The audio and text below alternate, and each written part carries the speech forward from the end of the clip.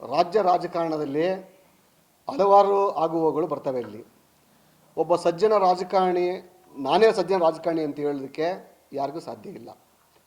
ನಾನು ಸಜ್ಜನ ರಾಜಕಾರಣಿ ಅಂತ ಅಂದರೆ ನನ್ನಲ್ಲಿ ಆ ಯೋಗ್ಯತೆ ಇರಬೇಕಲ್ಲಿ, ನನ್ನಲ್ಲಿ ಯಾವ ನೈತಿಕತೆ ಮೌಲ್ಯ ಇದೆ ಅದನ್ನು ನಮ್ಮ ಸಂಘ ಪರಿವಾರ ಆಗಿರ್ಬೋದು, ಭಾರತೀಯ ಜನತಾ ಪಕ್ಷದ ನಾಯಕರಾಗಿರ್ಬೋದು ಗುರುತಿಸ್ತಾರೆ. ಅಲ್ಲಿ ವಿಶೇಷವಾಗಿ ನಮ್ಮದೇ ಆದ ಒಂದು ಇಂಟೆಲಿಜೆನ್ಸಿ ಇದೆ ಅಲ್ಲಿ, ಅದು ನನಗೆ ಗೊತ್ತಿಲ್ಲ ಇಲ್ಲಿದೆಯೋ ಅಂತಂದೇಳಿ.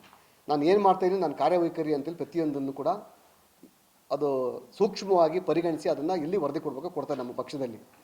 ಇವತ್ತು ಪ್ರೀತಮ್ ಗೌಡ ರಾಜ್ಯ ಪ್ರಧಾನ ಕಾರ್ಯದರ್ಶಿ ಆಗಿರ್ಬೋದು. ಇಲ್ಲಿ ಆತನ ನಡೆ ನುಡಿ, ಅವನಲ್ಲಿರುವಂಥ ಕೆಲವು ನ್ಯೂನ್ಯತೆಗಳ ಬಗ್ಗೆ ಈಗಾಗಲೇ ನಾನು ರಾಷ್ಟ್ರೀಯ ನಾಯಕರ ಗಮನಕ್ಕೆ ತಂದಿದ್ದು.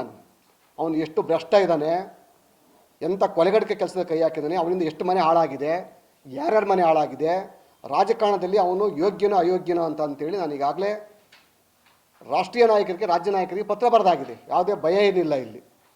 ಒಂದು ಇಲ್ಲ, ನಾನು ಮಾಧ್ಯಮದ ಕುಣಿಕೆ ಬಿಲ್ಡಪ್ ತಗೋಬೇಕು ಅಂತಲೇ ಏನಿಲ್ಲ ಅಲ್ಲಿ. ನಾನು ಹಿಂದೆ ಪ್ರಜ್ವಲ್ ರೇವಣ್ಣನ ಬಗ್ಗೆ ಪತ್ರ ಬರೆದಿದ್ದೆ. ನಾನು ಕೇಂದ್ರದ ನಾಯಕರು, ರಾಜ್ಯ ನಾಯಕರಿಗೂ ಪತ್ರ ಬರೆದಿದ್ದೆ. ಅಲ್ಲಿ ಇಂಥ ಯೋಗ್ಯತೆಯನ್ನು ಕಳ್ಕೊಂಡಿರೋ ವ್ಯಕ್ತಿಗಳಿಗೆ ನೀವು ನಮ್ಮ ಪಕ್ಷದಲ್ಲಿ ಜವಾಬ್ದಾರಿಯನ್ನು ಕೊಟ್ಟರೆ, ನೀವು ಅಲ್ಲಿ ಅಧಿಕಾರವನ್ನು ಕೊಟ್ಟರೆ ನಮ್ಮ ಪಕ್ಷ ತಲೆ ಬಗ್ಗಿಸ್ಬೇಕಾಗ್ತದೆ ಅಂತಂದೆ. ನಮ್ಮ ಮಾತನ್ನು ಪರಿಗಣಿಸಿಲ್ಲ ಅವತ್ತಲ್ಲಿ ಅವರು. ಹಾಗಾಗಿ ಇವತ್ತು ನೋವು ಅನುಭವಿಸೋ ಪರಿಸ್ಥಿತಿ ಬಂತು, ನಾವೆಲ್ಲ ತಲೆ ಬಗ್ಗಿಸೋ ಪರಿಸ್ಥಿತಿ ಬಂತು. ಹಾಸನ ಇನೇ ಸೋಲು ಕಂಡ ನಾವಲ್ಲಿ.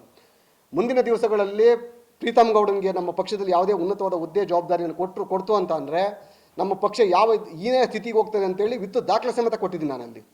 ಅವನು ಎಷ್ಟು ಕೋಟಿ ಲೂಟ್ ಹೊಡೆದವನೇ, ಎಲ್ಲೆಲ್ಲಿ ಯಾರ ಮನೆ ಹಾಳು ಮಾಡ್ಯವನೇ, ಎಷ್ಟು ಮನೆ ಹಾಳು ಮಾಡ್ಯವನೇ, ಪಕ್ಷದರಲ್ಲಿ ಸ್ವಪಕ್ಷದಲ್ಲಿ ಎಷ್ಟು ಜನ ಮುಳುಗಿಸ್ತಾವನೆ.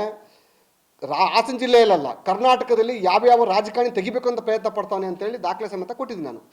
ಸಂದರ್ಭ ಬಂದಾಗ ನಾನು ಆ ದಾಖಲೆ ಸಮೇತ ಬಿಡುಗಡೆ ಮಾಡ್ತೀನಿ. ಅಲ್ಲಿ ಹಾಸನ ಜಿಲ್ಲೆಯಲ್ಲೇ ಅವನು ಎಷ್ಟು ಕೋಟಿ ಲೂಟ್ ಹೊಡೆದವನೆ ಅಂತೇಳಿ ದಾಖಲೆ ಸಮೇತ ಸ್ವಪಕ್ಷದನ್ನಾಗಿ ನಾನೇ ಬಿಡುಗಡೆ ಮಾಡ್ತೀನಿ. ಇದು ಅಂಜಿಕೆ ಏನಿಲ್ಲ ಅಲ್ಲಿ. ಪ್ರೀತಮ್ ಗೌಡ ಇದು ಕೆಲವು ದಿವಸ ಬಿಟ್ಟರೆ ರೇವಣ್ಣನ 10 ಪಟ್ಟು ಭ್ರಷ್ಟ ಆಗ್ತಾನೆ. ಅದನ್ನು ನಾನು ಈಗಾಗಲೇ ಕೊಟ್ಟಾಗಿದೆ. ಅಲ್ಲಿ ಸಂದರ್ಭ ಬಂದಾಗ ನಾನೇ ದಾಖಲೆ ಬಿಡುಗಡೆ ಮಾಡ್ತೀನಿ. ಅಲ್ಲಿ ವಿತ್ ಮೆಟೀರಿಯಲ್ಸ್ ಎಲ್ಲರೂ ದುಡ್ಡನ್ನು ಲಂಚವಾಗಿ ಕ್ಯಾಶ್ ತೊಗೊಂಡ್ರೆ ಈತನ ಅಕೌಂಟಿಗೆ ತೊಗೊಂಡ್ರಂಥ ದಾಖಲೆ ಬಿಡುಗಡೆ ಮಾಡ್ತೀನಿ ನಾನು. ಕಾಯ್ದು ನೋಡಿ, ಸಂದರ್ಭ ಬರಲಿ ಹೇಳ್ತೀನಿ, ಈಗಲೇ ಹೇಳಬೇಕಾಗಿಲ್ಲ. ಇನ್ನೂ ಇದೆ, ಕೊಡ್ತೀನಿ. ಅದು ಪಿಕ್ಚರ್ ಇಷ್ಟಿಲ್ಲ, ಹೌದು ಬಹುತ್ ಬಾಕಿ. ಇನ್ನೂ ಹಲವು ಸುದ್ದಿಗಾಗಿ ಭೀಮ ವಿಜಯ ಇನ್ಸ್ಟಾ, FB ಮತ್ತು ಯೂಟ್ಯೂಬ್ ಚಾನೆಲ್ ಫಾಲೋ ಮಾಡಿ ಹಾಗೂ ಮಿಸ್ ಮಾಡದೆ ಶೇರ್ ಮಾಡಿ.